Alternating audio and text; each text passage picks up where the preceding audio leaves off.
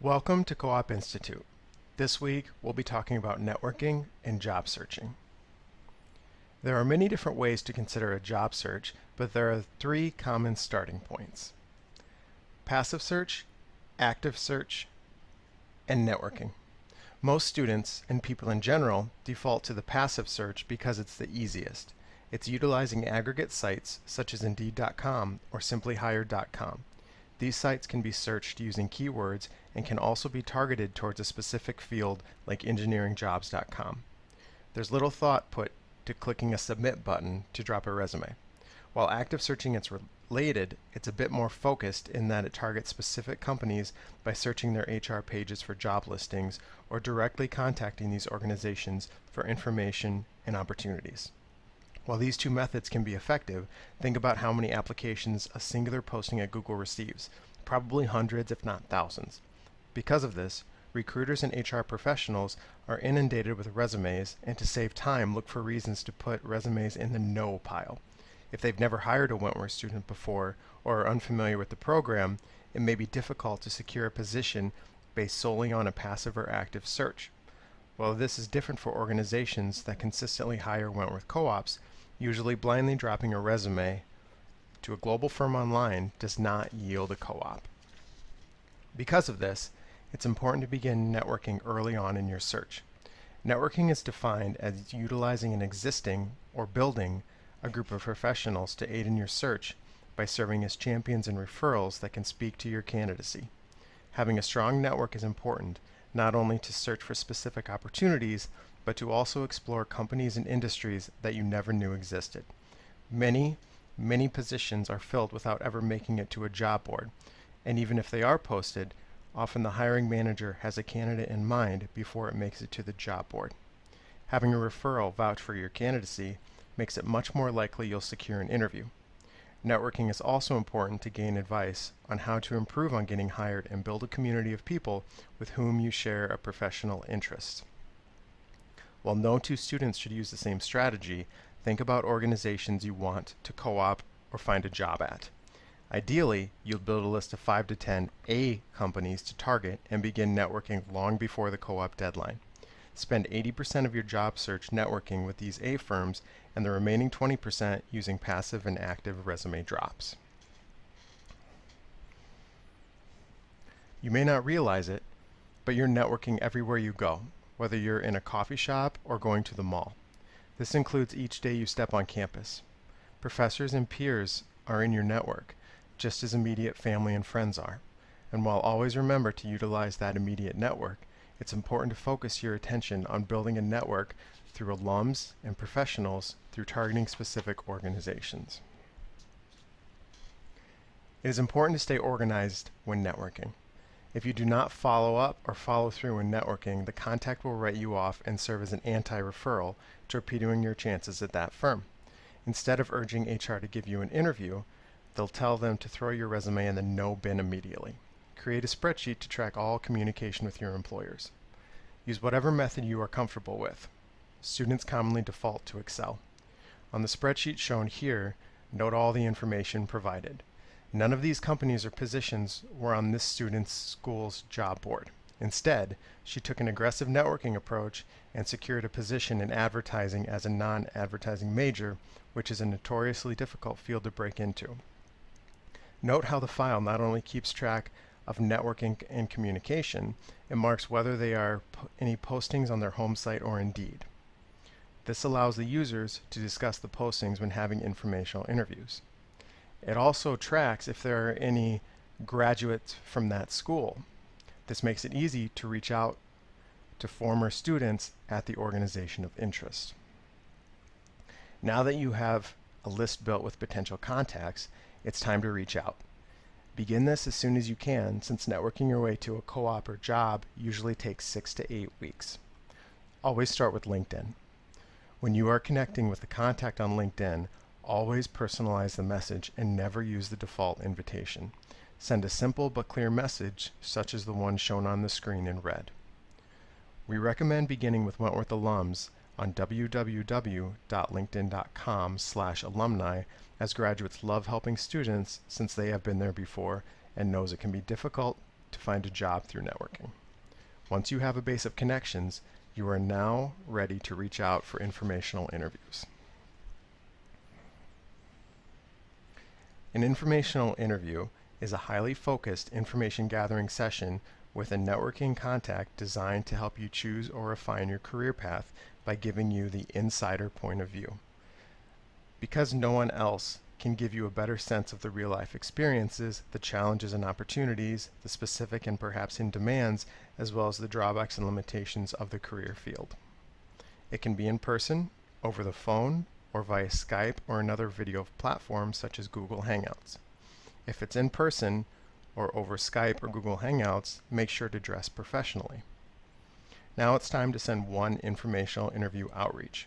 You can use any professional contact you wish, whether you refer to them by a family or friend or you found them on LinkedIn. For reference, here is a sample outreach email for an informational interview. First of all, notice how brief this outreach is. Remember that these are working professionals, so the chances are they are busy, so get to the point. This is less than 100 words, and it still contains where you found them and why you are reaching out for an informational interview. It's specific about what you want from them without taking up too much of their time. Also notice the last paragraph in blue, which puts you in control of the communication. Often these professionals are busy, so they will not respond right away. Sending an approach such as this takes the burden off them and puts you in control of the follow-up.